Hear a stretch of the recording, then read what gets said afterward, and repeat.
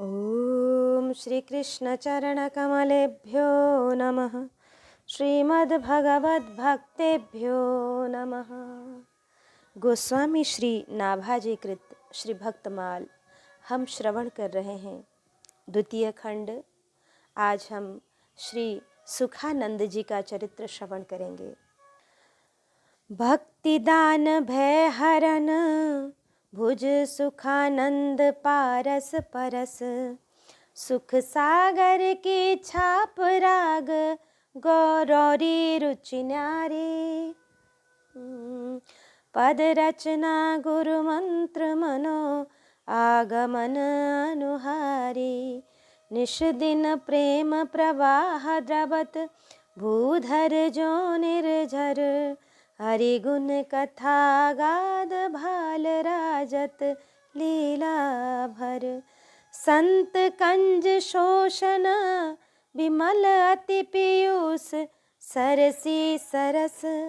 भक्ति दान भय हरन भुज सुखानंद पारस परस।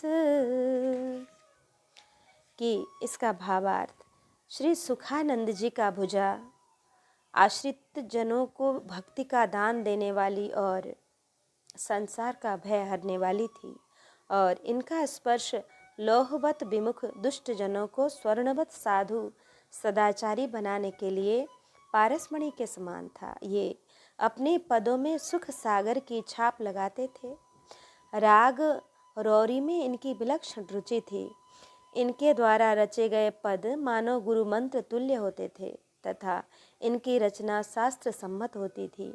इनके हृदय में निरंतर प्रेम का प्रवाह उमड़ता ही रहता था और इनकी आंखों से ऐसा अविरल अश्रुपात होता रहता था जैसे पहाड़ से झरना झर रहा हो। भगवान के अनंत गुण कथा तथा लीला से परिपूर्ण इनका उन्नत ललाट अत्यंत सुशोभित लगता था। ये संत समुदाय रूपी कमल वन का पोषण करने के लिए सूर्य तथा अत्यंत निर्मल सरस अमृत के सरोवर के समान थे। भाव यह है कि भक्तिदान कि इसका भाव यह है कि आप कृपा करके जिसके सिर पर हाथ रख देते उनको भगवान की अविरल अविचल प्रेम लक्षणा भक्ति प्राप्त हो जाती थी। उसका भवभय अर्थात आवागमन छूट जाता और वह असाधु से साधु हो जाता। पहले भक्तिदान, इनके बाद में भय हरण। कि कहने का भाव यह है कि भक्ति से ही भवभय दूर होता है। देहु भगति रघुपति पति पावन त्रिविध ताप भव दाप न सावने। भय हरण अर्थात अभय दानम। देहु भगति दानम, भगवान भी अपने शरणागत को अभय दान ही देते हैं। अभयम सर्वभूतेभ्यो ददाभ्येतद प्रथम ममः। दैवी संपत्ति में अभयत्व की सर्वप्रथम गणना की गई है। अभयम सत्व संशुद्धिर ज्ञान योग व्यवस्थित ही। अभयदान सबसे बड़ा दान है। नागो प्रदानम न मही प्रदानम न चान्न दानम न सुवर्ण दानम। यथा वदन्तीह बुधा प्रधानम सर्वेषु दानेष्व भय प्रदानम। अर्थ कि बुधजन ऐसा कहते हैं कि सभी दानों में अभय दान जैसा श्रेष्ठ है वैसा गौ पृथ्वी अन्न और सुवर्ण का दान भी नहीं है। एक दृष्टांत है राजा रानी का कि एक राजा के 4 रानियां थीं। एक दिन राजा ने प्रसन्न होकर उन्हें एक एक वरदान मांगने को कहा। रानियों ने कहा फिर किसी समय मांग लेंगी। कुछ दिन बाद राजा ने एक बहुत बड़े अपराधी को प्राणदंड देने की सजा दी। रानियों को यह पता चला तो उनके मन में आया कि राजा के पास धरोहर रखे हुए वरदान में इस अपराधी के लिए एक एक दिन का जीवन दान मांग करके इससे उत्तम भोगों से संतुष्ट करना चाहिए। फिर तो रानियों ने प्रार्थना की और राजा ने स्वीकृति दे दी। 3 रानियों ने 3 दिन उस अपराधी को उत्तमोत्तम भोजन वस्त्र नृत्य गान आदि से संतुष्ट करने का प्रयत्न किया, परंतु चूंकि उसके मन में मृत्यु का भय समाया हुआ था अतः उसे कुछ भी अच्छा नहीं लगता। उसने न तो कुछ खाया पिया, न तो कुछ खाया पिया, न उसने कुछ देखा सुना ही। चौथे दिन राजा की छोटी रानी ने अपने वरदान में अपराधी के लिए अभय दान मांगा। पूर्व से वचनबद्ध राजा ने अपराधी को क्षमा करके उसे मृत्यु दंड से अभय कर दिया। फिर तो उस रानी ने उस दिन अपराधी को खूब मोटे मोटे रूखे सूखे टिक्कर और साग खिलाया और उसने भी खूब भरपेट पाया। उसे आज ग्रास ग्रास में अमृत का स्वाद मिल रहा था। इसके बाद रानियों में विवाद उठा कि अपराधी का सबसे अधिक सत्कार किसने किया। जब स्वयं कुछ निर्णय नहीं हो सका तो बात राजा के पास पहुंची। राजा ने इनका निर्णय स्वयं न करके उस अपराधी को ही बुलाकर पूछा तो उसने बताया कि मुझे तो सबसे अधिक मीठी लगी छोटी रानी माताजी की रूखी रोटियां, क्योंकि मैं उस समय अभय हो गया था। जब तक मृत्यु का भय था तब तक मुझे कुछ अच्छा सुहाता नहीं था और इससे सिद्ध हुआ कि निश्चय ही अभय दान सर्वश्रेष्ठ दान है। पारस परस भाव यह है कि जैसे पारस मणि के स्पर्श से लोहा भी सोना हो जाता है, वैसे ही इनके दर्शन स्पर्श एवं सत्संग से विमुख जीव भी भगवत भक्त बन जाते थे। इसी से अन्यत्र भी संत महिमा के प्रसंग में इस प्रकार के वचन मिलते हैं। सठ सुधरहि सत्संगति पाई, पारस परस कुधातु सुहाई। परंतु संत में पारस से विशेष गुण होता है। पारस में अरु संत में बहुत अंतरो जान, वह लोहा सोना करे यह करे आप समान। कि सुख सागर की छाप। प्रायः सभी कविजन अपने अपने पदों में अपने नाम उपनाम गुरु और इष्ट की छाप लगाते हैं। जैसे श्री मीरा जी, मीरा के प्रभु गिरिधर नागर। श्री कुंभन दास जी लिखते हैं कुंभन दास लाल गिरिधर। श्री छित स्वामी जी, छित स्वामी गिरिधरन श्री विठ्ठल। श्री केशवाचार्य जी लिखते हैं जय केशव, जय श्री केशव। नंद सुबन तथा श्री चतुर्भुज दास जी श्री राधा वल्लभी के पदों में मुरलीधर की छाप पाई जाती है। इसी प्रकार इनके पदों में सुखानंद स्वामी सुख सागर की छाप होती है। राग रौरी। प्रत्येक कवि की छंद एवं रागों के प्रति भिन्न भिन्न अपनी अपनी विशेष रुचि होती है। जैसे नरसिंह जी की केदार राग के प्रति तथा श्री कृष्णदास चालक की चरचरी एवं श्री जन गोपाल जी की जकरी छंद के प्रति रुचि थी, वैसे ही इनकी रौरी राग के प्रति विशेष रुचि थी। पद रचना गुरु मंत्र। जैसे श्री तुलसीदास जी की रचना को आस्तिक जगत मंत्र ही माना जाता है। वर्णन आया है कि एक बार अकबर बादशाह ने श्री सूरदास जी से कहा कि कविता आपकी श्रेष्ठ है कि तुलसीदास जी की। उसने प्रश्न किया। श्री तुलसीदास जी ने कहा कविता मेरी श्रेष्ठ है। अकबर ने कहा बहुत से लोग तो श्री तुलसीदास जी की कविता की भी बहुत बड़ाई करते हैं। श्री सूरदास जी ने कहा श्री तुलसीदास जी की कविता को कविता कहना ही भूल है, वह तो मंत्र है मंत्र। यह सुनकर अकबर बहुत प्रभावित हुआ और बोला श्री तुलसीदास जी की कविता को वास्तव में आपने ही पहचाना है। वैसे ही श्री सुखानंद की भी रचनाएं गुरुमंत्र तुल्य प्रभावशालिनी होती थी। जैसे मंत्र जप से देवता अधीन होकर भक्त के भावानुसार लीला करते हैं, उसी प्रकार इनके पदों का प्रभाव भी प्रत्यक्ष देखा गया। एक बार ये द्वारकापुरी गए थे। भगवान श्री द्वारकानाथ जी का दर्शन करके आपने यह पद गाया। मधुपुरी क्यों न चलो तुम श्याम, बलि जाऊं राजधानी, कैसे छाड़ी गोकुल ग्राम, नंद यशोदा की रट मेटो, वेगी चलो उठि धाम। निशिवासर कहूँ कलन परति है, सुमिरत तेरो नाम। तब तुम बेनु बजाए बुलाई, कालिंदी के तीर, अब बे बातें क्यों बिसरेंगी, हरि हलधर दो वीर। गोप बधु ब्रज मंडल मंडन सब मिल जोरे हाथ, सुखानंद स्वामी सुख सागर, बेगी चलो उठी साथ। यह पद सुनते ही श्री ठाकुर जी इनके साथ ब्रज को चलने के लिए उद्यत हो गए थे। तब फिर आपने अनुनय विनय करके वहीं रहने को राजी किया। निषदिन ज्यों निर्झर बागद गदा भुवनम पुनाति, कि हरिगुण लीला भर भावी है कि इनको भगवान के गुण कथा लीला का अपार ज्ञान था।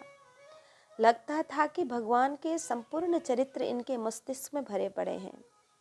संत कंज सरसरी सरस, ये संतों का उभय विधि पोषण करते थे। भगवत अधरामृत प्रसादान्न से शरीर का, एक कथामृत उपदेशामृत से आत्मा का पोषण करते थे। श्री सुखानंद जी भगवान शंकर के अवतार माने जाते थे। बंदो सुखानंद सुख राशि, शिव स्वरूप भवहर अविनाशी। उज्जैन के समीप किरीटपुर निवासी श्री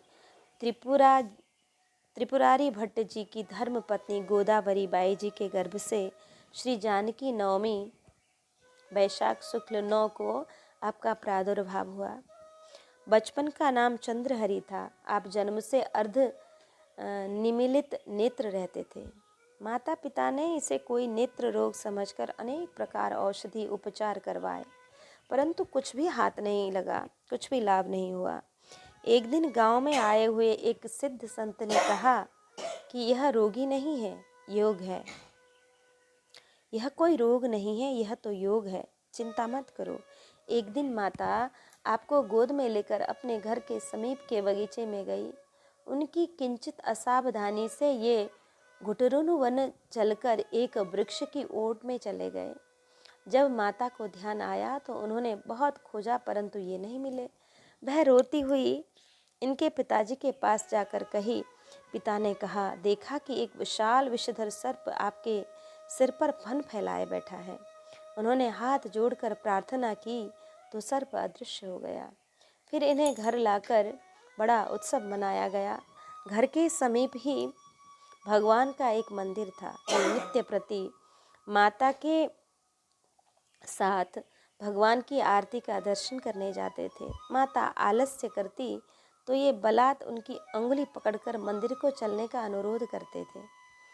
भगवान का दर्शन पाकर चरणामृत पान कर बहुत आनंदित होते। जब थोड़ा बड़े हो गए तो अकेले ही चले जाते। एक दिन तो सो रहे थे, आरती की घंटी सुनाई पड़ी तो तुरंत जगकर दौड़ पड़े मंदिर की ओर। मार्ग में गिर गए तो एक परम सुंदरी सुकुमार इनको उठाकर मंदिर ले गया। परम सुंदर सुकुमार इनको उठाकर मंदिर ले गया और दर्शन कराकर घर पहुंचाकर अदृश्य हो गया। वस्तुतस्तु वे भगवान ही थे, स्वयं भगवान ही थे। यथा समय बालक चंद्रहरि का उपनयन संस्कार हुआ।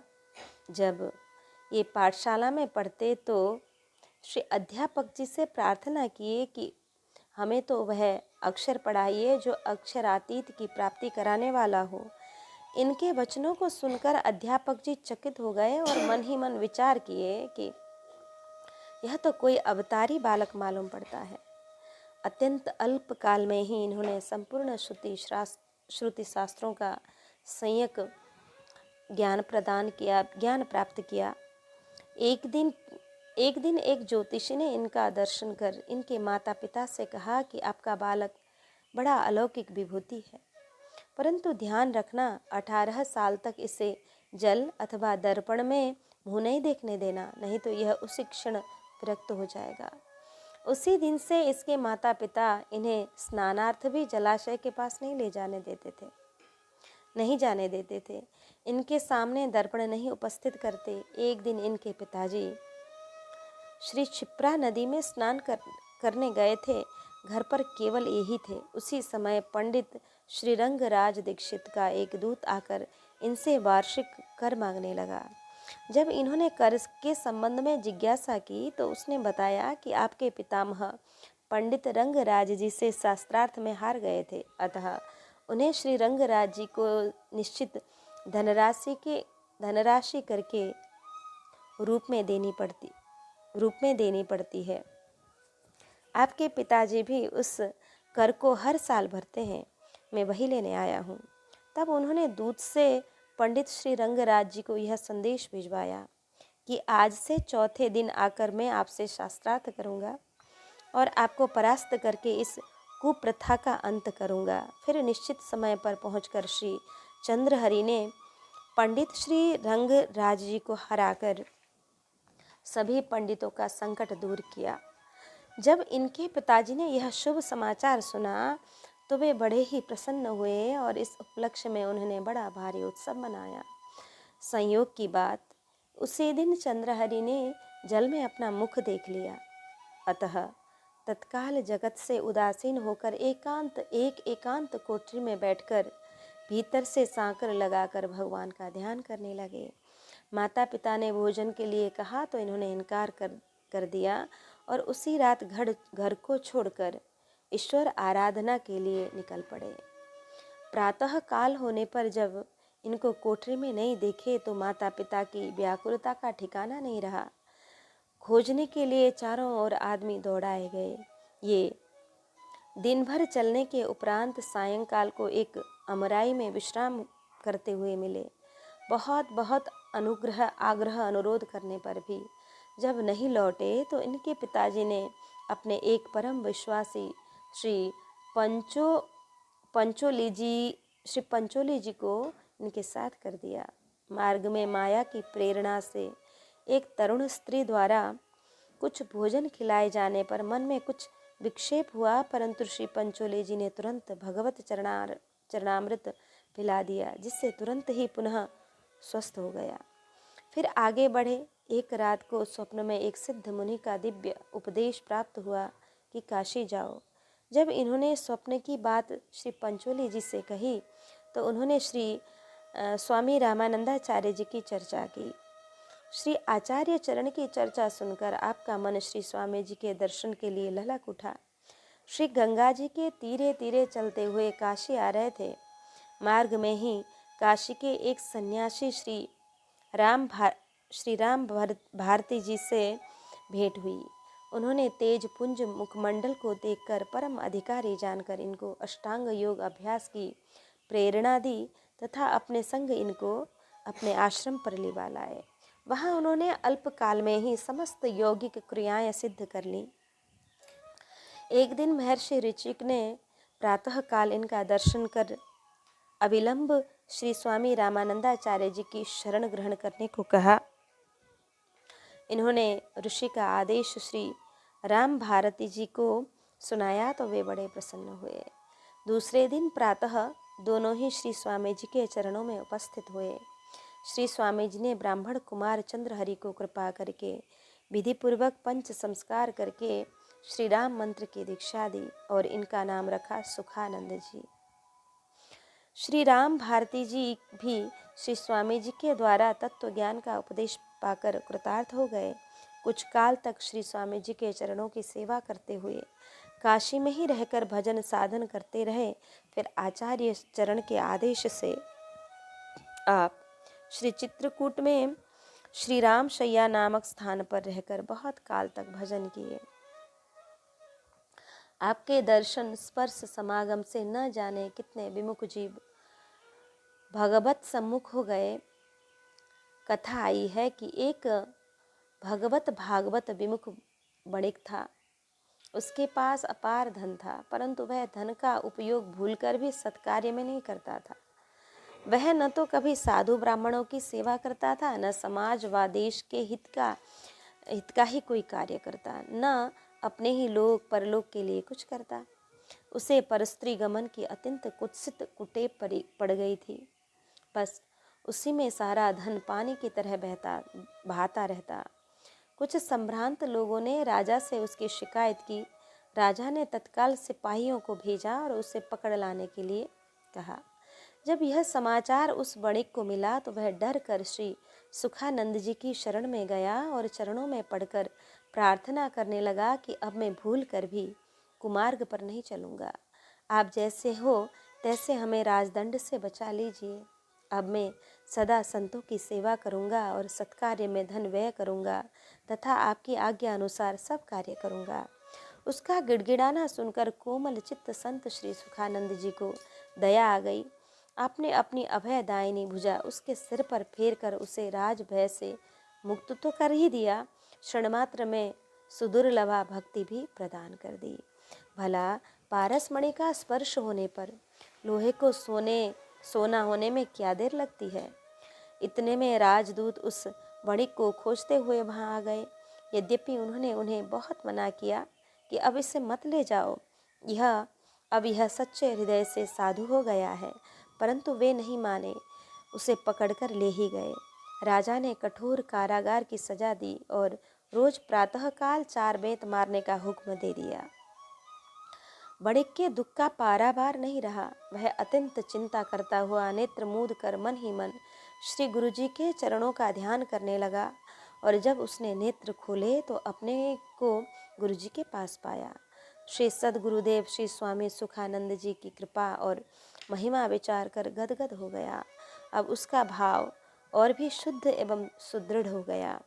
उधर जब प्रातः काल हुआ तो राजदूत उसे बेंत मारने के लिए कारागृह में गए तो देखे कि ताला तो बाहर से बंद है परंतु बंदी नहीं है। उन्हें बड़ा कुतूहल हुआ और पुनः उसे पकड़ने के लिए आए।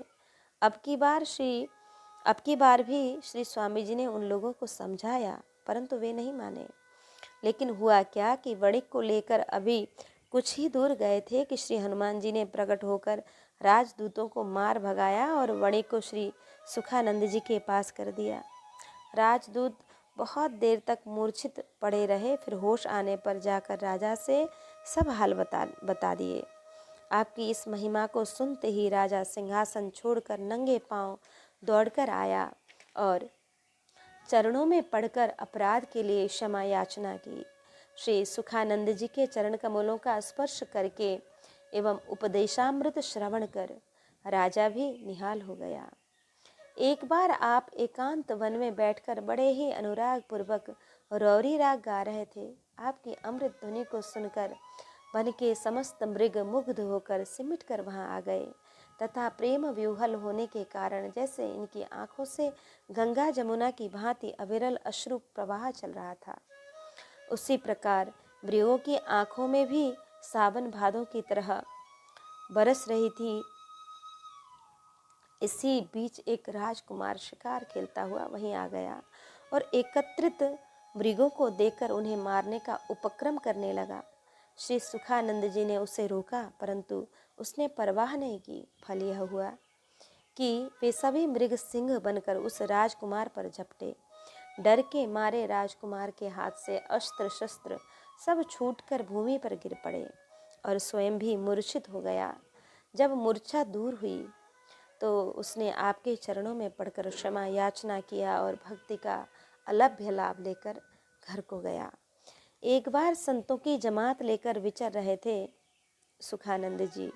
आपका नियम था कि किसी से कुछ याचना नहीं करना।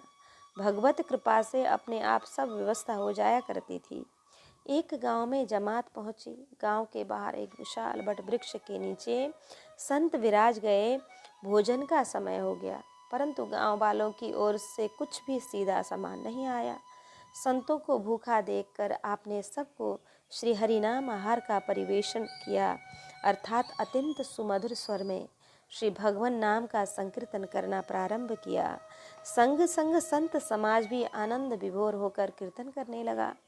कीर्तन की ध्वनि सुनकर गांव के लोग एकदम मंत्र मुग्ध हो गए और आबाल वृद्ध नर नारी सभी लोग एकत्रित होकर 2 घड़ी तक अपनी सुधि बुद्धि बिसराए प्रेम रंग में रंगे तालियां बजा बजा कर नृत्य करते हुए कीर्तन करते रहे। ऐसा सुख आज तक लोगों को नहीं मिला था। जो सुख श्री सुखानंद जी के सत्संग से प्राप्त हुआ वह सर्वथा अवर्णनीय था। फिर तो लोगों की श्रद्धा उमड़ी, सामानों का पहाड़ लग गया, पूरा गांव वैष्णव हो गया। ऐसे ही आपके अनेकों अद्भुत चरित्र हैं। लीला संवरण काल में आपके समक्ष श्री हनुमंत लाल जी प्रकट हुए और आपने अपने को उनमें ही लीन कर अखंड साकेतवास प्राप्त किया। इस प्रकार हमने श्रवण किया श्री सुखानंद जी का परम पवित्र भक्तिमय चरित्र। अब हम श्रवण करें श्री सुरसुरानंद जी का चरित्र। भक्त श्री सुरसुरानंद जी का चरित्र। महिमा महाप्रसाद की सुरसुरानंद साची करी। एक समय अध्वा चलत बरा बाक छल पाए। देखी देखी शिष्य तिनहु पाछे ते खाए। तिन पर स्वामी खिजे बमन करी बिन विश्वासे। तिन तैसे पर तच्छ भूमि पर कीनी राशि। सुरसुरी सुवर पुनि उद गले पुहुप रेणु तुलसी हरि। महिमा महाप्रसाद की सुरसुरानंद साची करी। श्री सुरसुरानंद जी ने भगवान के महाप्रसाद की शास्त्रोक्त महिमा को सत्य करके दिखा दिया। एक बार मार्ग में चलते समय एक दुष्ट के बाकछल से बरा पा लिए। आपकी देखा देखी शिष्यों ने भी पीछे से खूब पेट भर पाया। तब उन लोगों पर श्री स्वामी सुरसुरानंद जी नाराज भये और बोले कि तुम लोगों ने प्रसाद में बिना विश्वास के ही स्वाद बुद्धि से बरा खाया, अतः वमन करो। उन लोगों ने वमन करके जैसा का तैसा पृथ्वी पर प्रत्यक्ष बरा का ढेर लगा दिया। इसके बाद परम साधु श्री सुरसुरी जी के पति ने वमन किया तो उनके उधर से हरी तुलसी फूल और रेणु निकली। प्रसाद बुद्धि से पाने से उड़द का बरा पुहुन रेप तुलसी हरी हो गई थी, हरी हो गया था। यहाँ बरा से मतलब है कि उड़द का बड़ा खाए स्वाद ले लेकर तो बड़ा ही निकला। लेकिन जब सुरसुरानंद जी ने वमन किया तो पुहुपरेन तुलसी, वो तुलसी हरी हो गई थी, तुलसी निकली थी। इस प्रकार बड़ा बाकछल पाए। एक बार श्री सुरसुरानंद जी शिष्य मंडली सहित कहीं जा रहे थे। मार्ग में एक वैष्णव द्वेषी यवन रहता था। वह वैष्णवों का सा वेश बनाकर मांस मिश्रित उड़द का बरा बनाकर उस पर तुलसी दल रख देता और जो कोई भी वैष्णव उस मार्ग से जाते उसको बड़े प्रेम से बुलाकर प्रसाद कहकर उन्हें खिला देता। इस प्रकार वह न जाने कितने वैष्णवों को धर्म भ्रष्ट एवं बुद्धि भ्रष्ट कर चुका था। इसी से शास्त्रों में आहार शुद्धि पर बड़ा जोर दिया है कि खान पान तो कीजिए रसिक मंडली माही। जिनके अन्य उपासना तहाँ उचित ध्रुव नाही। गौने ब्याह उछाह को अन्न संत नहीं खाए। जहाँ तहाँ के पाए बे भजन दीत घटी जाए। कहावत भी है कि जैसा खाए अन्न वैसा होए मन। एक दृष्टांत है एक संत का कि एक जंगल में एक बड़े त्यागी तपस्वी सिद्ध महापुरुष रहते थे। वहाँ का राजा उनका शिष्य था। वह नित्य महात्मा जी का दर्शन एवं सत्संग करने जाया करता था। एक दिन राजा ने महात्मा जी का अपने यहाँ निमंत्रण किया। महात्मा जी ने राजा के यहाँ जाकर भोजन किया और चलते समय सबकी आंख बचाकर खूंटी पर टंगा हुआ राजा का नवलखा हार चुराकर झोली में धरकर खूंटी पर आ गए। महात्मा जी के चले आने पर हार की जब खोज हुई तो बहुत जासूस लगाने पर भी उसका कहीं पता नहीं चला। कीमती हार था, अतः उसके चोरी होने से राजा ने रंज में आकर अपने सभी कर्मचारियों को पकड़वाकर और सबको नाना प्रकार का दंड दिया। महात्मा हार ले गए हैं, भला यह कोई सोच ही कैसे सकता था। संदेह कर्मचारियों पर ही हुआ और वे बेचारे निरपराध दंडित हुए। उधर जब महात्मा जी कुटी पर पहुँचे तो वहाँ पहुँचते ही उन्हें संग्रहणी का रोग हो गया। कोई बीमारी हो गई।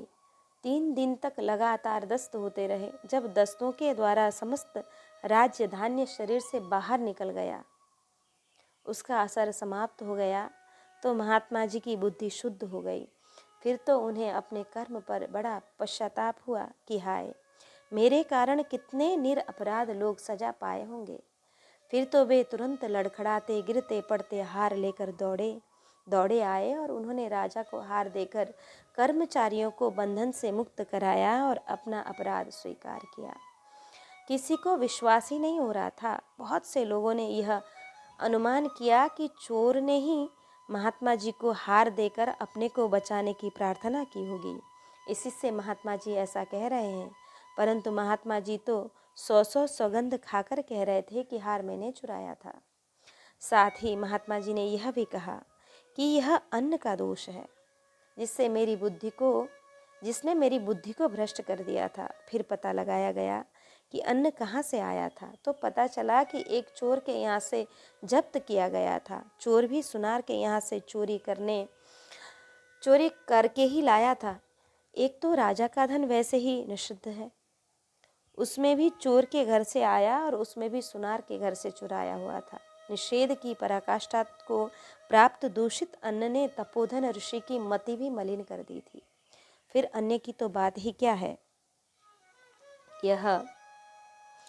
यह यवन भी इसी उद्देश्य से छल पूर्वक संतों को अभक्ष्य भक्षण कराता था। श्री सुरसुरानंद जी के साथ भी उसने ऐसा ही किया। संत वैष्णवों तथा भगवत प्रसाद में परम निष्ठा रखने वाले श्री सुरसुरानंद जी ने उसके वैष्णव वेश को देखकर उसे वैष्णव ही मानकर और बड़े के ऊपर रखी हुई हरी तुलसी को देखकर उसे भगवत प्रसाद ही समझकर बिना कुछ ननु नच किए श्री तुलसी जी के साथ बड़ा का भी किनका प्रसाद ले लिया। परंतु शिष्यों ने इस प्रकार की निष्ठा के बिना ही गुरु का अंधा अनुकरण करते हुए खूब पेट भर के बड़ा खाया और आचार भ्रष्ट हो गए। इसी से कहा गया है कि गुरुजनों के उपदेश का ही पालन करना चाहिए, इनके सभी आचरणों का अनुकरण नहीं करना चाहिए। शिष्य को तो शिष्य ही बनकर रहना चाहिए, गुरु नहीं बनना चाहिए। श्री सुरसुरानंद जी के साथ भी उसने ऐसा ही किया था कि अभक्ष्य भोजन कराकर उनको अपने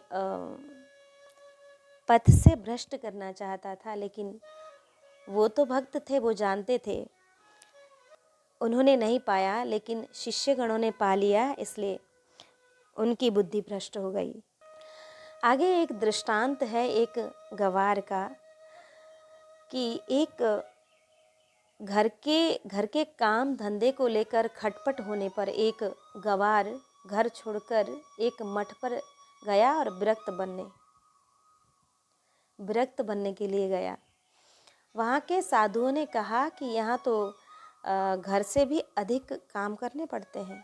तब उसने महंत जी की ओर हाथ उठाकर कहा कि ये तो कुछ नहीं करते हैं। साधु बोले कि ये तो सबके गुरु हैं, अतः सबको ज्ञान देते हैं और सब शिष्य लोग सब कार्य करते हैं। तब उसने कहा कि तो मुझे भी गुरु ही बना लो, शिष्य मत बनाओ। साधुओं ने उसे फटकार कर भगा दिया। ऐसे ही गुरु बनने का प्रयत्न नहीं करना चाहिए। त्रिभुवन गुरु श्री शिवजी ने विष पी लिया, भला यह सामर्थ्य और किसमें है? शिष्यों ने इन बातों पर विचार ही नहीं किया। इस पर दृष्टांत श्री शंकराचार्य जी का हमने पूर्वार्ध में श्रवण किया है। तीन पर स्वामी खीजे। श्री स्वामी सुरसुरानंद जी शिष्यों पर नाराज हुए। दृढ़ निष्ठा और विश्वास के अभाव में बिना समझे बूझे प्रसाद के नाम पर जिस किसी का दिया हुआ कुछ भी खाना पीना, और वह भी कण मात्र नहीं पूर्ण तृप्त होकर खाना, वैष्णव सदाचार के विरुद्ध है। यदि यह कहो कि हमने भी निष्ठापूर्वक ही पाया है, तो उसको प्रमाणित करो। भगवत प्रसाद भगवान के समान ही दिव्य एवं निर्विकार होता है। वह उदर में जाकर भी दिव्य ही बना रहता है। प्राकृत अन्न की तरह उसमें किसी प्रकार की भी विकृति नहीं आती है। अतः तुम लोग वमन करो। यदि प्रसाद बुद्धि से पाए होंगे तो वह निर्विकार होकर, और यदि पदार्थ बुद्धि से खाए होंगे तो वह कृतघ्न हो जाएगा, विकृत होकर निकलेगा। वमन, सबने वमन किया और बड़ा का ढेर लग गया और उसमें से वमन की दुर्गंध आ रही थी। फिर निष्ठा का चमत्कार दिखाने के लिए श्री स्वामी जी ने वमन किया तो आपके उदर से हरी तुलसी पुष्प पराग निकला। बड़ा का तो कोई वस्तु था ही नहीं, और जो रही वह दिव्य थी, जो थी वह दिव्य थी। उदर में पहुंचकर जठराग्नि में पड़कर भी हरी तुलसी पुष्प पराग में किंचित मात्र भी मलिनता नहीं आने पाई थी।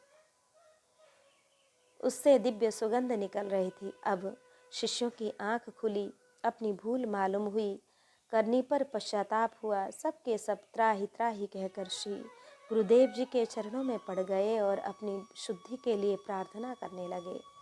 तब श्री सुरसुरानंद जी ने कृपा करके कहा कि तुम लोगों को यह मेरे उदर से निकला हुआ दिव्य प्रसाद ही शुद्ध कर देगा।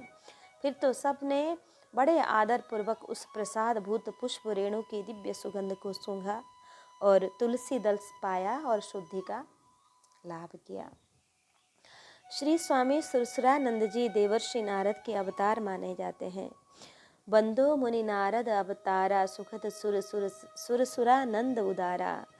आपका प्रादुर्भाव लखनऊ के समीप परखम नामक ग्राम निवासी पंडित श्री सुरेश्वर जी शर्मा जी के धर्मपत्नी श्रीमती देवी जी के कोख से वैशाख कृष्ण 9 गुरुवार को हुआ। आपका बालपन का नाम भायण कुमार था। उपनयन संस्कार के समय गायत्री मंत्र की दीक्षा मिली। मंत्र के प्रति आपके मन में ऐसा आकर्षण हुआ कि दीक्षोपरांत ही गायत्री पुरस्चरण का संकल्प लेकर एकांत में बैठकर श्री गायत्री माता की आराधना में लग गए। पुरस्चरण निर्विघ्न पूर्ण हुआ। हृदय में वैराग्य जागा, अतः घर छोड़कर काशी के लिए प्रस्थान किए। वर्णन आया है कि आपके सभी संस्कारों के शुभ अवसरों पर एक नारायण नाम के ब्राह्मण आते जो अपने को भायण कुमार का मामा बताते और कुमार को नारद नाम से संबोधित करते थे। कहाँ से आते हैं, कहाँ जाते हैं, यह तो किसी ने नहीं जाना, परंतु प्रत्येक उत्सव में उनको सम्मिलित देखा गया। काशी जाते समय भी ये कुमार के साथ ही दिखाई पड़े थे और उन्होंने कान में कुछ कहा था। वस्तुतस्तु श्री स्वामी रामानंदाचार्य जी की शरण में जाने का संकेत था। भायण कुमार के पड़ोस में ही एक मातृपितृहीना दरिद्रा ब्राह्मण कन्या रहती थी। उसने मनसा अपने को भायण कुमार के प्रति समर्पित कर दिया। यही कारण है कि भायण कुमार के काशी जाने का समाचार सुनकर यह भी काशी के लिए रवाना हो गई और उनसे पहले ही वहां पहुंच गई।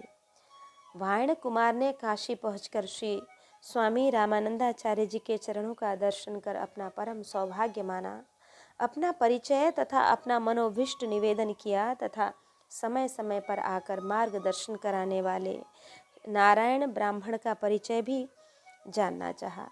श्री स्वामी जी ने कहा कि धैर्य धरो, समय पर स्वयं सब रहस्योद्घाटन हो जाएगा।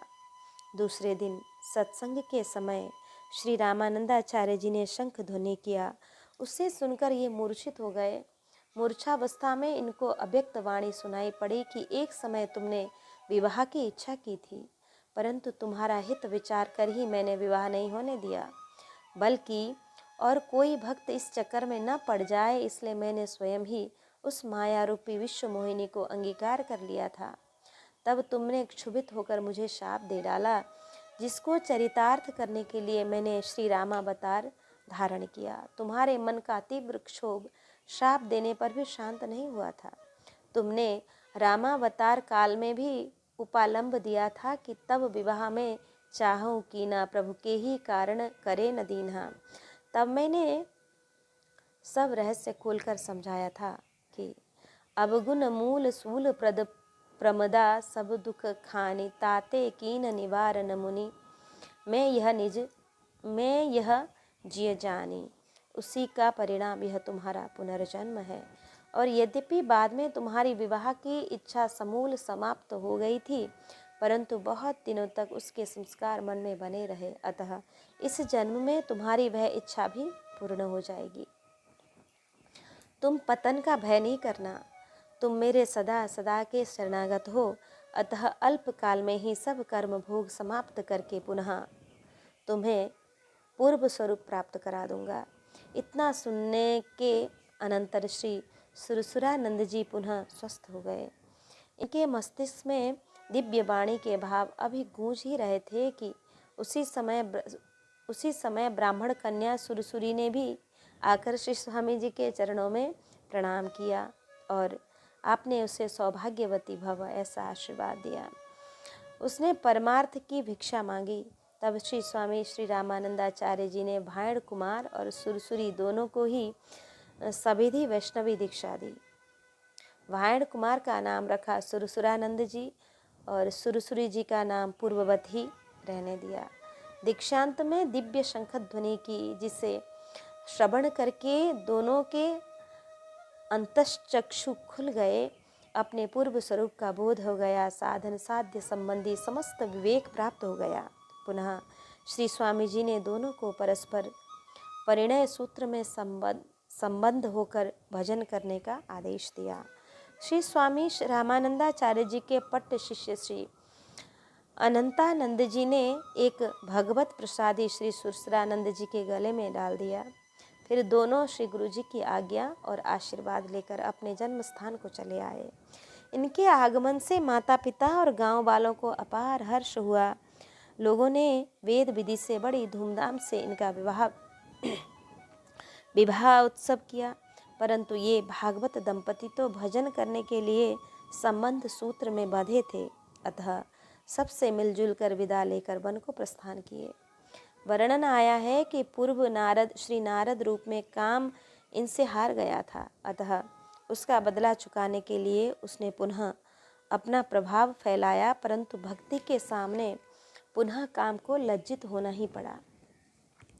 कुछ ही दिन के बाद श्री सुरसुरी जी भगवत धाम को पधार गईं, अतः श्री सुरसुरानंद जी पुनः काशी चले आए और शेष जीवन श्री आचार्य चरण की सेवा में व्यतीत करने का निश्चय किए। एक बार आपने श्री स्वामी रामानंदाचार्य जी से जीवों के कल्याण की कामना से साधन साध्य निर्णय के संबंध में विविध प्रश्न किए थे, जिनका समाधान श्री स्वामी जी के द्वारा रचित वैष्णव मताब्ज भास्कर नामक ग्रंथ में किया गया है। श्री अनंतानंद जी से आपने भाष्य ग्रंथों का अध्ययन किया। कुछ दिन तक श्री मदाचार्य चरणों की सेवा में रहने के पश्चात आपने श्री स्वामी जी की आज्ञा से दक्षिण के तीर्थों को यवनों के आतंक से बचाने के लिए दक्षिण भारत की यात्रा भी की और अपने सिद्धि बल से वहाँ के यवन शासक मलिक काफूर को रात में सोते समय स्वप्न में उसके पैगंबर मोहम्मद साहब के द्वारा उसको उपदेश दिलवाकर कि हिंदू और मुसलमान दोनों का खुदा एक है। जो मुसलमान होकर किसी हिंदू का दिल दुखाता है, उसे खुदा कभी माफ़ नहीं करता है, अतः तुम उपद्रव करना बंद करो और सुरसुरानंद जी जो कहें वह करो। जब मालिक काफूर की नींद खुली तो स्वप्न में भय पैगंबर साहब के दर्शन और उपदेश को सुरसुरानंद जी का ही चमत्कार माना, अतः तुरंत ही नंगे पांव दौड़कर उनके पास आया और स्वप्न का वृत्तांत सुनाकर अपराध के लिए क्षमा याचना किया। उसकी प्रार्थना पर आपने उसे तत्व ज्ञान का उपदेश दिया, जिसे सुनकर वह बड़ा प्रभावित हुआ और उसी क्षण दक्षिण भारत के समस्त उपद्रवों को बंद कर देने की घोषणा कर दी।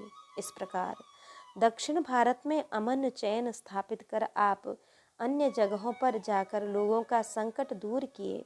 एक जगह आपने ब्याह करके लौटते समय मार्ग में ही दूल्हे के निधन से अत्यंत व्याकुल बराती लोगों के करुण क्रंदन को सुनकर उन पर दया करके भगवत चरणामृत मुख में डालकर मृतक दूल्हे को जीवित कर दिया था। फिर सबको भगवत भजन का उपदेश दिया। जीवन के अंतिम समय में आप श्री अयोध्या चले गए और श्री सरयू पुलिन में चारों सरकारों का दर्शन करते हुए आपने अपनी यह लीला संवरण की दिव्य धाम श्री साकेत वैकुंठ प्राप्त किया। इस प्रकार हमने श्री सुरसुरानंद जी का चरित्र श्रवण किया। अब हम श्रवण करें श्री सुरसुरी जी का प्रसंग। महासती सत उपमा ज्यों त्यों सत सुरसुरी को रह्यो, अति उदार दंपति त्याग गृह बन को गमने, अचरज भयो तह एक संत सुनी जिनि हो बिमने, बैठे हुते एकांत आय असुरनि दुख दियो, सुमिरे सारंग पानि रूप नर हरि को कियो, सुरसुरानंद की घरनी को सत राख्यो नरसिंह जयो, महासती सत उपमा त्यों सत सुरसुरी को रह्यो।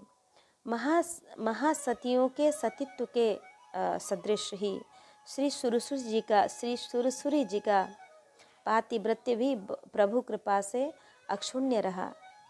अत्यंत उदार दंपति श्री सुरसुरानंद जी एवं श्री सुरसुरी जी वैराग्य पूर्वक गृह त्याग करके भगवत भजन के लिए वन को प्रस्थान किए। वहाँ वन में एक आश्चर्यजनक घटना घटी। श्री नाभाजी कहते हैं कि हे संतों, उसे सुनकर आप लोग उदास नहीं होना। वह घटना यह इस प्रकार है कि एक दिन ये दोनों एकांत में बैठे हुए भगवत भजन कर रहे थे। उसी समय दुष्ट म्लेच्छों ने श्री सुरसुरी जी का अपहरण करने के लिए अनेक प्रकार का उपद्रव किया। उस समय दंपति ने श्री सार्गपाणी भगवान श्री राम जी का स्मरण किया। भक्त के स्मरण करते ही श्री राम जी ने श्री नृसिंह रूप धारण कर असुरों को मार डाला और श्री सुरसुरानंद जी की पत्नी श्री सुरसुरी जी का पातिव्रत्य बचा लिया। महासती जैसे श्री अरुंधति जी, श्री अनसुईया जी, श्री लोपामुद्रा जी, श्री पार्वती जी, सीता जी, सावित्री जी, शुक्ला जी आदि प्रसंगवश इनका संक्षिप्त परिचय नीचे दिया गया है। श्री अरुंधति जी ये महर्षि वशिष्ठ की धर्मपत्नी हैं। इनके अनूप पातिव्रत्य की तुलना त्रैलोक्य में नहीं है। ये सदा और सर्वत्र अपने पति के साथ ही रहती हैं। सप्तर्षि मंडल में देवी अरुंधति जी के अतिरिक्त किसी ऋषि पत्नी ने स्थान नहीं पाया है। विवाह के समय वर और वधू को अरुंधति जी का दर्शन कराया जाता है, इसलिए कि वधू में इनके गुणों का विकास हो, उसका अखंड सौभाग्य हो एवं एक बार श्री वशिष्ठादि ब्रह्मर्षि देवर्षि एक यज्ञ कर रहे थे जिसमें देवता आकर अपना भाग ले रहे थे। आवाहन करने पर अग्निदेव भी वहाँ आ गए। ऋषि पत्नियों को देखकर अग्नि देवी की इंद्रियां चंचल हो गईं, परंतु ऋषि पत्नियां बड़ी पतिव्रता और शुद्ध हृदया थीं, अतः उनके मन में अपने पतियों के अतिरिक्त पर पुरुष की कल्पना भी नहीं थी। अग्निदेव काम विवश हो वन को चले गए। जब उनकी पत्नी स्वाहा को यह मालूम हुआ तो उसने एक ही दिन एक कर सप्तर्षियों में से 6 पत्नियों का रूप धारण कर अग्नि की तथा अपनी कामाग्नि को शांत कर दिया। परंतु श्री अरुंधति जी के तप और पातिव्रत्य के प्रभाव से वह उनका रूप धारण न कर सकी। एक बार पातिव्रत्य धर्म के तत्व को जानने की इच्छा से सूर्य, चंद्र और अग्नि तीनों देवता श्री अरुंधति जी के पास गए।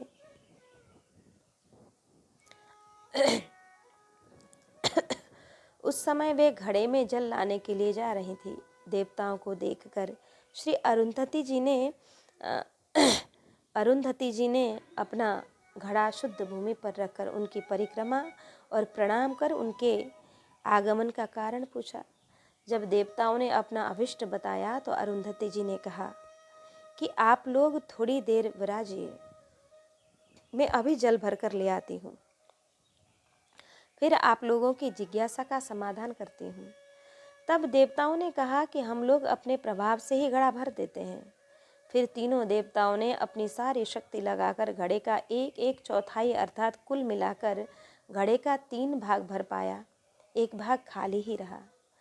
वह एक भाग अब श्री अरुंधति जी ने सती धर्म का वर्णन सती धर्म का वर्णन किया तो उसके प्रभाव से स्वयं भर गया। ऐसे आपके अनेकों चरित्र पुराणों में विख्यात हैं श्री अरुंधति जी। अब श्रवण करें श्री अनुसुईया जी का चरित्र। यह श्री ब्रह्मा जी के मानस पुत्र परम तपस्वी श्री अत्रि मुनि जी की धर्म पत्नी है। पुराणों में पतिव्रता शिरोमणि के रूप में विख्यात हैं। एक बार भगवती उमा, रमा, ब्राह्मणी, इन तीनों महादेवियों को अपने पातिव्रत्य का अभिमान हो गया। भगवान को अभिमान से चढ़ाया। अतः गर्भ प्रहारी प्रभु ने इनका गर्भ दूर करने के लिए श्री नारद जी को प्रेरित किया। श्री नारद जी बीणा बजाते हरिगुण गाते पहुँचे इन देवियों के पास और कुशल प्रश्नोपरांत उन्होंने श्री अनुसुईया जी के पतिव्रत्य की परम प्रशंसा की। श्री नारद जी की यह बात उन देवियों को सर्वथा अरुचिकर लगी, अच्छी नहीं लगी। अतः उनके चले जाने पर इन्होंने श्री अनुसुईया जी का पातिव्रत्य भंग करने का षड्यंत्र किया। जैसे तैसे हाव भाव करके इन देवियों ने अपने अपने पतियों को श्री अनुसुईया जी का सतीत्व नष्ट करने के लिए राजी किया। त्रिदेव मंदाकिनी तट पर एक दूसरे से मिले। सब एक ही व्याधि से ग्रस्त थे। अंततो गत्वा तीनों देवता विरक्त मुनि का वेश धारण कर कमंडल में बालू भरे हुए श्री अत्रि जी के आश्रम पर पहुँचे। श्री अत्रि जी आश्रम पर नहीं थे। श्री अनुसुईया जी ने उनका कंद मूल फल फूल के द्वारा आतिथ्य सत्कार किया। तब उन मुनियों ने कहा कि देवी, यदि तुम हम लोगों का आतिथ्य करना ही चाहती हो तो हम जैसे कहें वैसे हमारा सत्कार करो। देखो, यह सिकता हमारे पास है। यदि तुम इसे पका सको तो हमारे लिए यह परम प्रीतिकर होगा। परंतु पकाने की विधि भी जैसे हम बतावें वैसे संपन्न की जाए।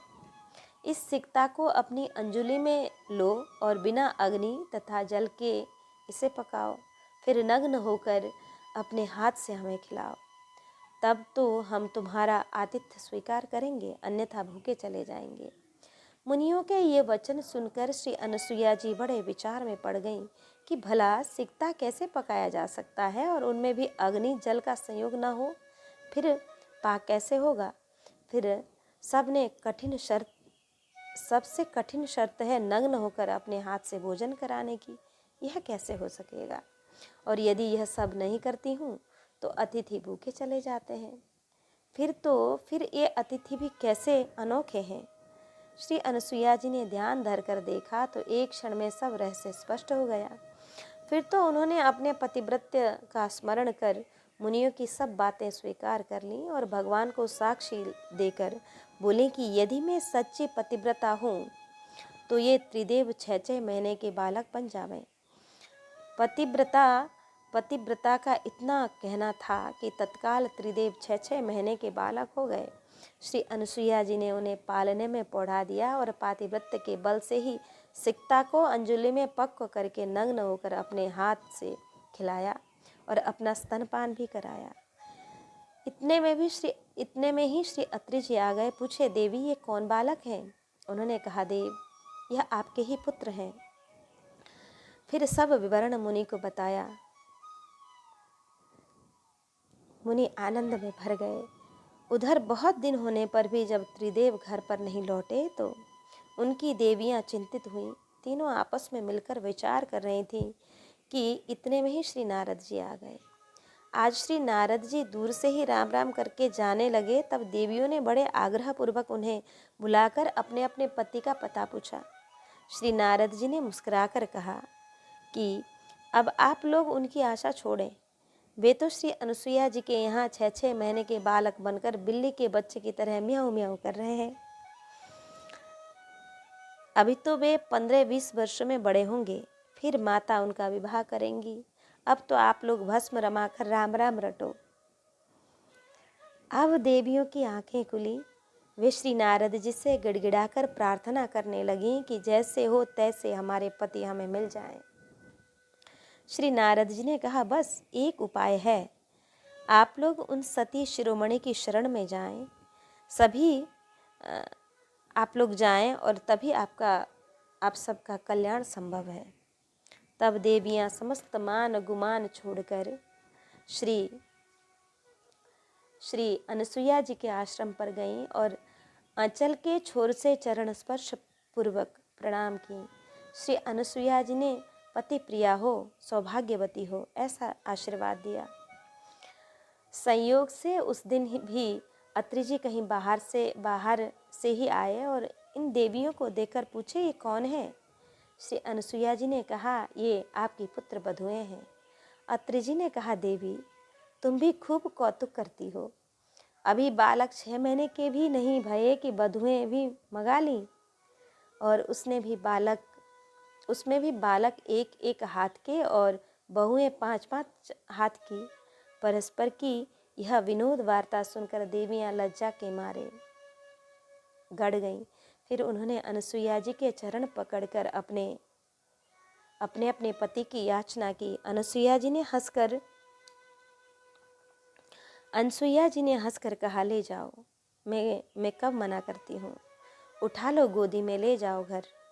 देवियां मारे शर्म के कुछ कह न सकती थीं। पैर के अंगूठे से पृथ्वी कुरेद रही थी। तब श्री अनसुईया जी ने दया करके त्रिदेवों को पुनः पूर्व रूप प्रदान कर दिया। अब आश्रम में बालक नहीं थे, विरक्त महात्मा भी नहीं थे। अब तो अपनी अपनी शक्तियों के सहित साक्षात ब्रह्मा विष्णु महेश उपस्थित थे। श्री अत्रि अनसुईया जी ने उनका विविध पूजन वंदन किया। त्रिदेवों ने प्रसन्न होकर वर मांगने को कहा। तब श्री अनसुईया जी ने यही वर मांगा कि यदि आप लोग मुझ पर प्रसन्न हों तो मैं यही वर मांगती हूँ कि आप लोग मेरे पुत्र बने। त्रिदेवों ने एवमस्तु कहा। फिर कालांतर में श्री ब्रह्मा जी के अंश से चंद्रमा, श्री विष्णु जी के अंश से दत्तात्रेय, श्री शिव जी के अंश से दुर्वासा जी इनके पुत्र रूप में प्रकट हुए। श्री अनसुईया जी श्री जानकी जी को पातिव्रत्य धर्म का उपदेश दिया कि यथा कह ऋषि बधु सरस मृदुबानी, नारी धर्म कछु ब्याज बखानी, अमित दानी भरता वैदेही, अधम सो नारी जो सेवन तेही, धीरज धर्म मित्र अरुनारी, आपद काल परिखि अहि चारी, वृद्ध रोग बस जड़ धनहीना, अंध बधिक क्रोधी अति दीना, ऐसे हु पतिकर किए अपमाना, नारी पाँव जमपुर दुख नाना, एकई धर्म एक व्रत नेमा, काय वचन मन पति पद प्रेमा, जगपति व्रत चारी विधि आहि, वेद पुराण संत सब कहि, उत्तम के अस बस मन माही, सपने हो आन पुरुष जग नाही, मध्यम परपति देखई कैसे, भ्राता पिता पुत्र निज जैसे, धर्म विचारि समुझ कुल रहैया, सो निकृष्ट स्त्रिय श्रुति अस कहई, बिनु अवसर भयते रह जोई, जाने हो अधम नारी जग सोई, पति बंचक पर पति रति करई, रौरव नरक कल्प सत परई, छन सुख लागी जन्म शत कोटि, दुख न समुझे तेही सम को खोटी, बिनु श्रम नारी परम गति लहई, पतिव्रत धर्म छाड़ी छल गहही, पति प्रतिकूल जगत जग जह माही, विधवा होई पाई तरुणाई, सहज आपा वनि नारी पति, सेवत शुभ गति लहई, जसु गावत श्रुति चारी, अजहु तुलसी का रहही प्रिय, सुनु सीता तब नाम सुमिरि नारी, पतिव्रत करही तो ही प्राण प्रिय राम कहियूँ कथा संसार हित। इस प्रकार हमने श्री अनसुईया जी का चरित्र श्रवण किया। अब श्री पार्वती जी का चरित्र। भगवान शिव जी की परम प्रिया श्री पार्वती जी पतिव्रताओं में शिरोमणि हैं। इनके अनन्यानुराग को देखकर श्री शिव जी ने इन्हें सदा सर्वदा के लिए अपने अर्धांग में बसा लिया है और अपना एक नाम अर्धनारीश्वर रख लिया। श्री जानकी जी ने इनकी महिमा का गान किया है कि जय जय गिरिवर राज किशोरी, जय महेश मुखचंद चकोरी, जय गज बदन षडानन माता, जगत जननी दामिनी दुखिदाता, नहीं तब आदि मध्य अवसाना, अमित प्रभाव वेद नहीं जाना, भव विभव पराभवकारिणी, विश्व विमोहिनी स्वबस विहारिणी, पति देवता सुति अमहु मातु, प्रथम तब रेख महिमा अमित न सकहि कहीं, सहस शारदाशीष। सेवत तो ही सुफल फलचारी, वरदायिनी पुरारी पियारी, देवी पूजी पद कमल तुम्हारे, सुर नर मुनि सब होई सुखारे। श्री पार्वती जी बाल्यावस्था में ही श्री नारद जी के श्रीमुख से भगवान श्री शिव जी का प्रसंग सुनकर उनके प्रति अनुरागवती हो गईं। उपजेउ शिवपद कमल स्नेहु। फिर तो श्री शिव जी की प्राप्ति के लिए इन्होंने ऐसा कठोर तप किया जैसा आज तक किसी ने नहीं किया। यथा अस तप काहु न कीन भवानी, भये अनेक धीर मुनि ज्ञानी।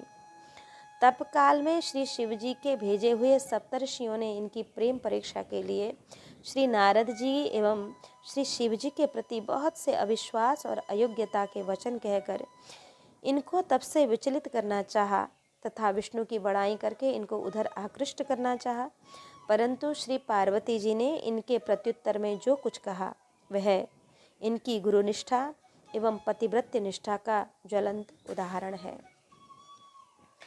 कि नारद बचन में परिहरऊँ, बसऊँ भवन उजरऊँ नहीं डरऊँ।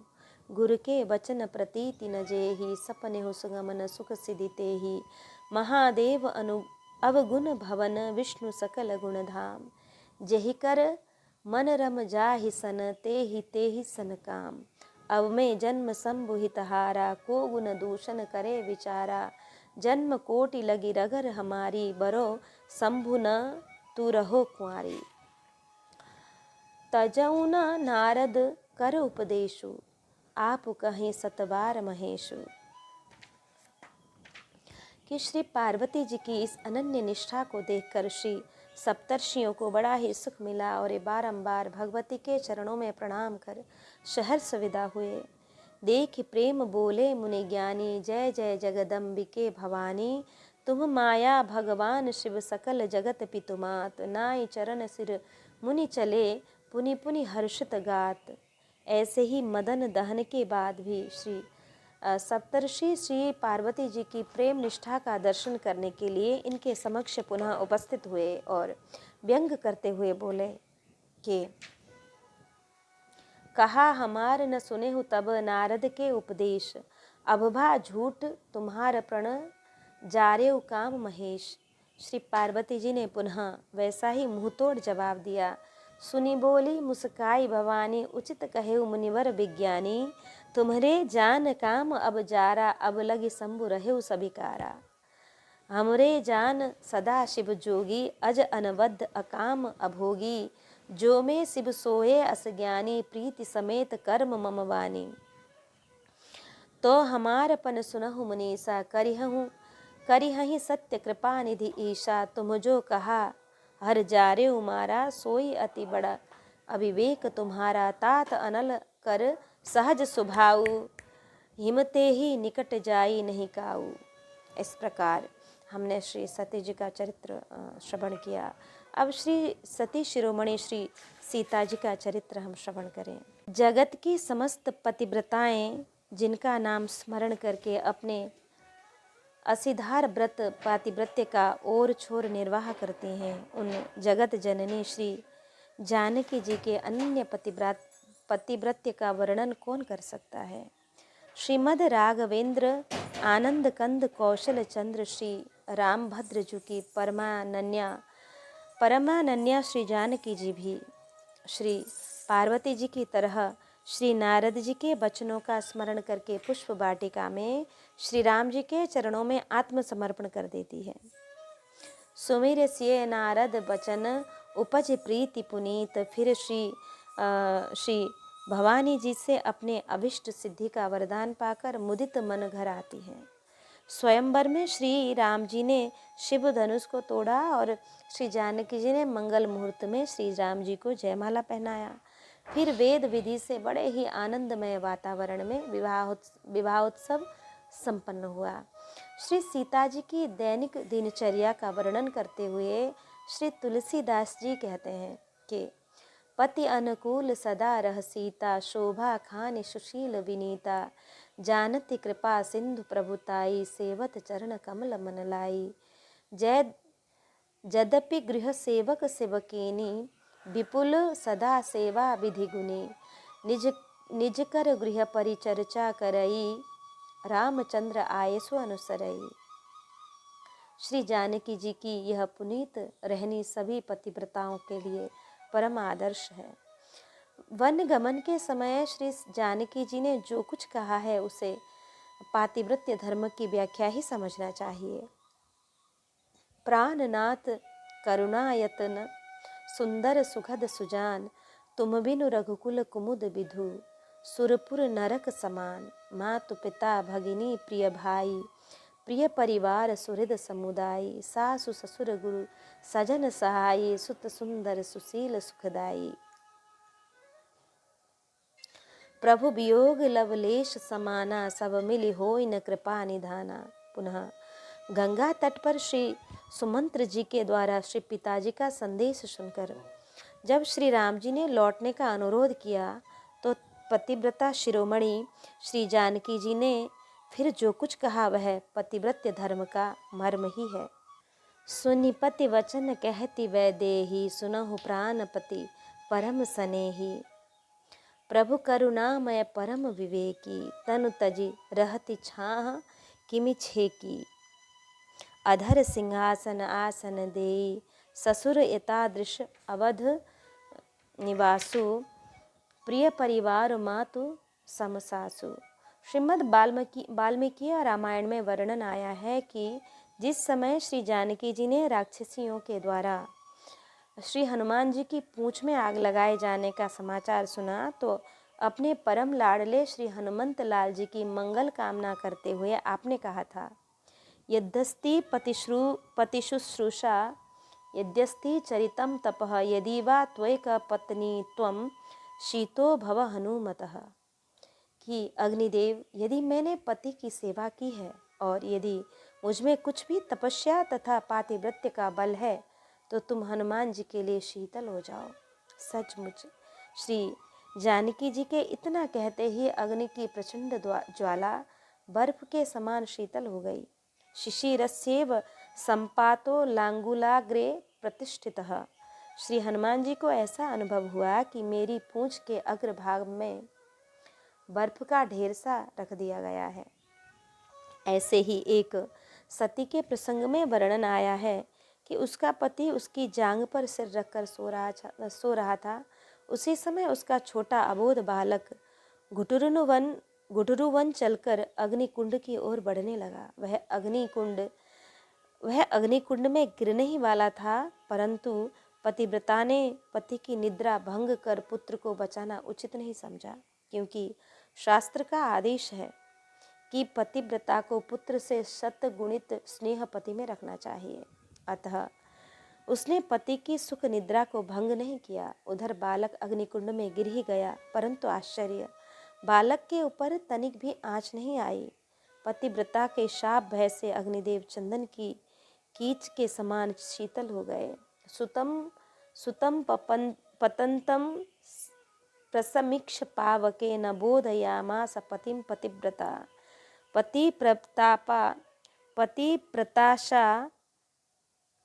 पतिप्रताशापभयेन राजन् हुताशनश्चन्दन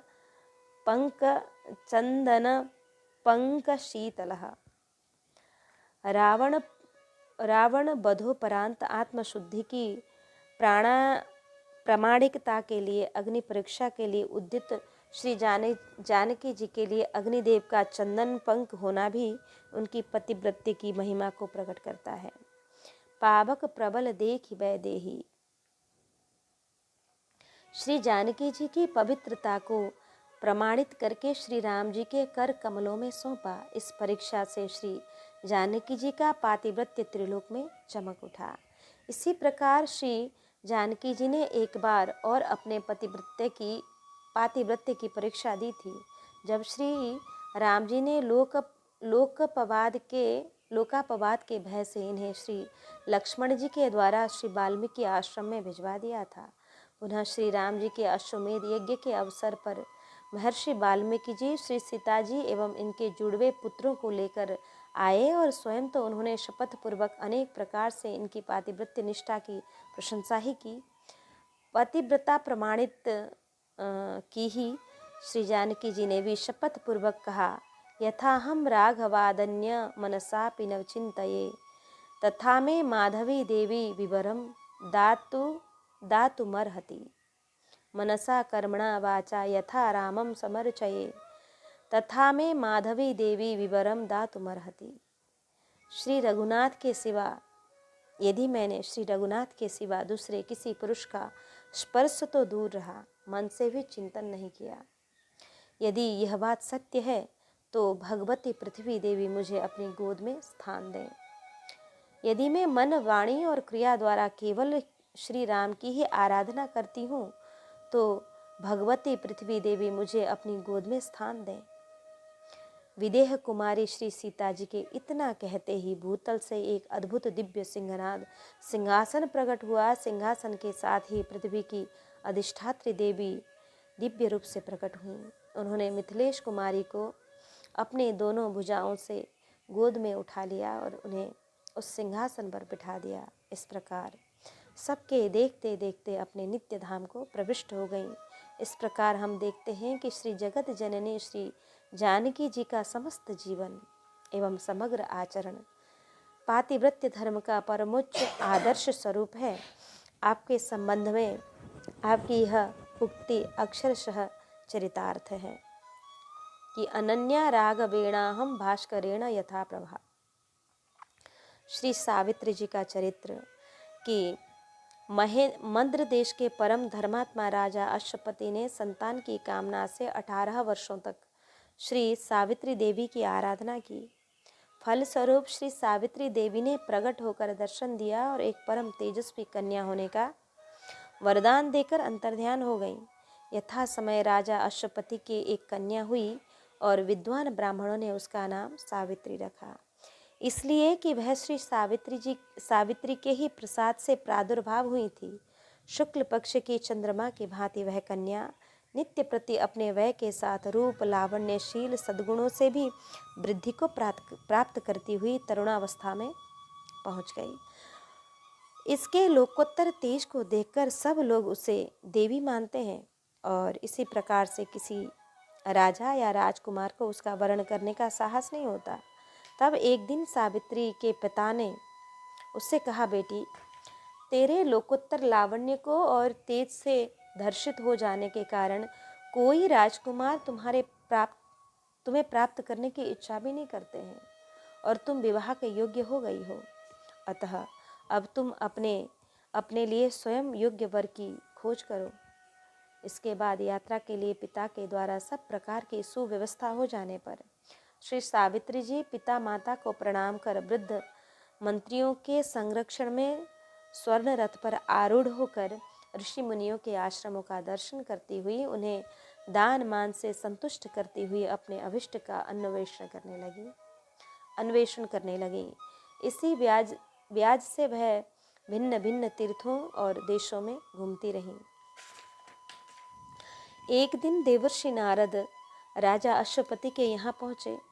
उसी समय सावित्री भी अपनी यात्रा एवं मनोरथों को पूर्ण करके आ गईं। प्रणामादि आशीर्वादोपरांत श्री नारद जी ने जिज्ञासा करने पर श्री सावित्री ने संपेक्ष में अपना वृत्तांत सुनाया कि शाल्व देश के परम यशस्वी राजा द्युमत्सेन, जिनकी किसी कारणवश आंखें अंधी हो गई थी और उस समय उनका पुत्र सत्यवान छोटा था, शत्रुओं के द्वारा राज्य छिन जाने से पत्नी और पुत्र के सहित जंगल में चले गए और वहां जाकर तपोमय जीवन व्यतीत करते हुए भगवद आराधना में लग गए। मैंने उनके परम सुयोग्य पुत्र सत्यवान को अपने मन से पति के रूप में वर्ण किया है। यह सुनकर श्री नारद जी सहसा बोल पड़े, हाँ, खेद है। सावित्री ने अनजान में अपने पति के स्वतः सदा के लिए दुख को वर्ण कर लिया। फिर मद्र नरेश अश्वपति के पूछने पर श्री नारद जी ने अपने कथन को स्पष्ट किया, निश्चय ही सत्यवान तो सत्यवान ही है, उसके समान लोक की तो बात ही क्या, स्वर्ग में भी कोई देवता नजर नहीं आता। फिर परंतु एक ही दोष ने उसके समस्त सद्गुणों को आच्छादित कर दिया है। यह सुनकर अश्वपति ने कहा, बेटी, अभी कुछ नहीं बिगड़ा है, तुम फिर से यात्रा करके और दूसरे किसी योग्य वर का वर्ण करो। सावित्री सती थी।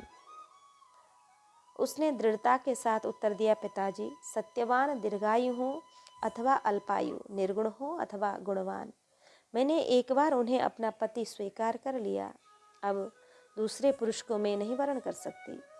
श्री सावित्री जी के इस दृढ़ निश्चय को सुनकर श्री नारद जी बड़े प्रभावित हुए और राजा को समझाते हुए बोले, राजन, सावित्री ने धर्म का आश्रय लिया है, अतः इसे अपने निश्चय से विचलित करना उचित नहीं। घबराओ मत, परिणाम मंगलमय ही होगा। इसके लिए मैं भी यथासाध्य प्रयत्न करूंगा। इतना कहकर नारद जी वहां से प्रस्थान कर गए। सावित्री सत्यवान को ब्याही गई। यद्यपि पिता माता ने अपनी लाडली पुत्री को बहुत कुछ वस्त्राभूषण आदि सुख साधन दहेज में दिए, परंतु सती सावित्री ने आंख उठाकर उन सामग्रियों की तरफ देखा भी नहीं। वह तो अपने तपस्वी सास ससुर और पति को देखती हुई स्वयं भी तपस्विनी के वेश धारण कर प्राण प्रण से उनकी सेवा में जुट गई। अपनी सेवा परायणता से सावित्री अपने सास ससुर एवं पति को प्राणों से भी अधिक प्रिय हो गई। सेवा के साथ श्री सावित्री जी अहर्निश सास ससुर एवं पति के कल्याण के लिए विविध व्रतोपवास आदि करती रहीं। इस प्रकार धीरे धीरे 1 वर्ष व्यतीत हो गया और दुर्दैव प्रेरित वह दिन आ गया जिस दिन श्री नारद जी ने सत्यवान की मृत्यु बताई थी। कि उस दिन जब सत्यवान वन में कंद मूल फल फूल पुष्प समिधा लाने के लिए जाने लगे, तो श्री सावित्री जी भी सास ससुर को प्रणाम कर आज्ञा और आशीर्वाद लेकर उनके साथ गईं। भाभी आपत्ति से सत्यवान सर्वदा अपरिचित थे, परंतु श्री सावित्री जी जानती थीं। अतः आज एक क्षण के लिए भी वह पति से पृथक नहीं हो रही थी। श्री सत्यवान जी आवश्यकीय सब वस्तुएं संग्रह करके अंत में लकड़ियों को काट काट कर एकत्र कर रहे थे। इतने में उनके सिर में अत्यंत वेदना होने लगी, शरीर टूटने लगा, कलेजे में धड़कन की तीव्र गति से चलने लगी। उन्होंने अपनी स्थिति सावित्री से निवेदन की। श्री सावित्री जी ने उन्हें संभाला और उनका मस्तक गोद में लेकर पृथ्वी पर बैठ गईं। इतने में ही उन्होंने सूर्य के समान तेजस्वी श्याम वर्ण लाल नेत्र एवं लाल वस्त्र पहने, हाथ में पाश लिए अत्यंत भयंकर आकृति वाले एक दिव्य पुरुष को श्री सत्यवान जी के समीप खड़ा देखा। पति के मस्तक को धीरे से पृथ्वी पर रखकर खड़े होकर प्रणाम करके श्री सावित्री जी ने जब परिचय पूछा कि जिज्ञासा की, तो उस पुरुष ने अपने को साक्षात धर्मराज बताया तथा यह भी कहा कि तेरे पति की आयु पूर्ण हो गई है, अतः मैं इसे लेने आया हूँ। श्री सावित्री जी ने कहा, भगवान, मैंने तो सुना है कि जीवों के लेने के लिए आपके दूत आते हैं, फिर यहाँ आप क्यों पधारे? श्री धर्मराज जी ने कहा, सत्यवान परम धर्मात्मा है, यह दूतों द्वारा ले जाने योग्य नहीं है, अतः मैं आया हूँ। इतना कहकर श्री धर्मराज जी सत्यवान के अंगुष्ठ प्रमाण अति वाहित शरीर को पाश में आबद्ध करके दक्षिण दिशा की ओर चले गए। पति प्राणा श्री सावित्री जी भी धर्मराज जी के पीछे पीछे चल पड़ी। कुछ दूर जाने पर श्री धर्मराज जी ने कहा, सावित्री, तू लौट जा। तू अब पति सेवा के ऋण से मुक्त हो चुकी है और पति के पीछे जहाँ तक आना चाहिए वहाँ तक आ चुकी है। अब जाकर अपने पति के शरीर का दाह कृत्य करो। श्री सावित्री जी ने कहा, भगवान, नारी के लिए पति का अनुसरण ही सनातन धर्म है, अतः जहाँ मेरे पति जाएं वहीं मुझे चलना चाहिए। आपकी दया से पति सेवा के प्रभाव से मेरी गति कुंठित नहीं हो सकती।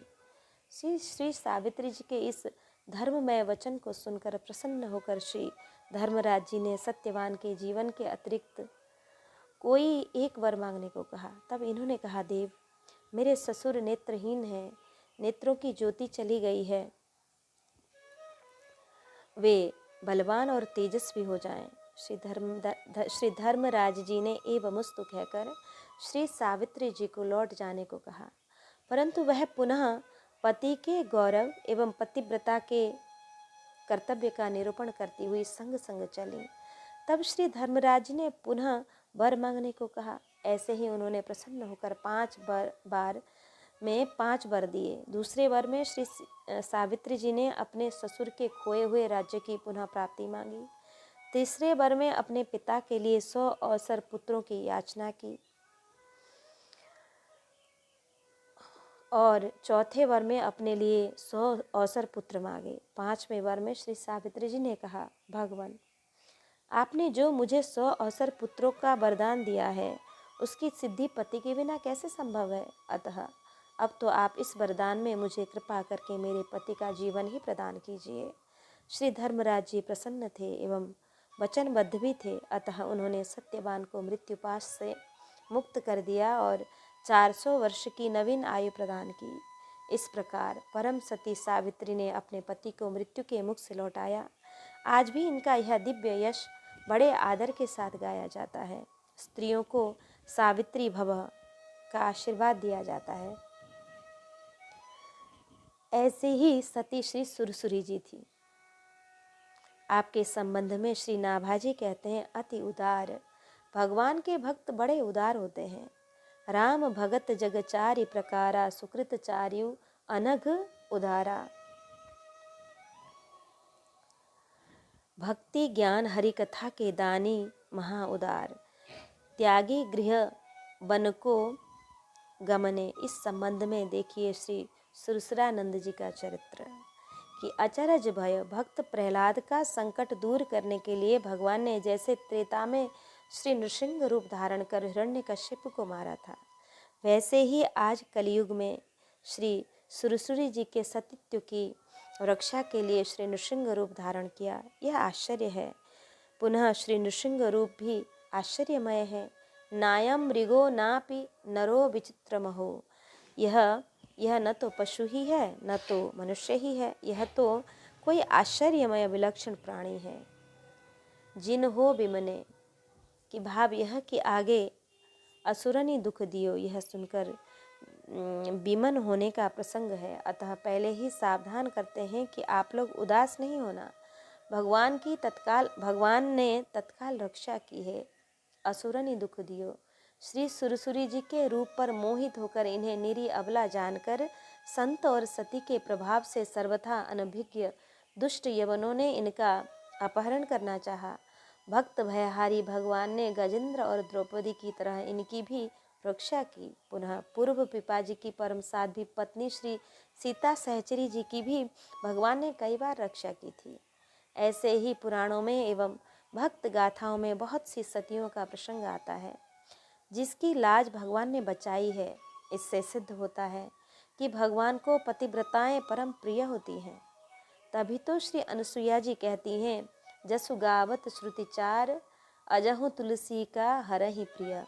इस प्रकार हमने श्री सुखानंद जी, सुरसुरानंद जी और सुरसुरी जी का चरित्र श्रवण किया। उनके पातिव्रत्य धर्म का निरूपण हुआ है चरित्र में। यह देख सुनकर हमें भी उनको अनुसरण करना चाहिए। भक्त और भगवान की जय।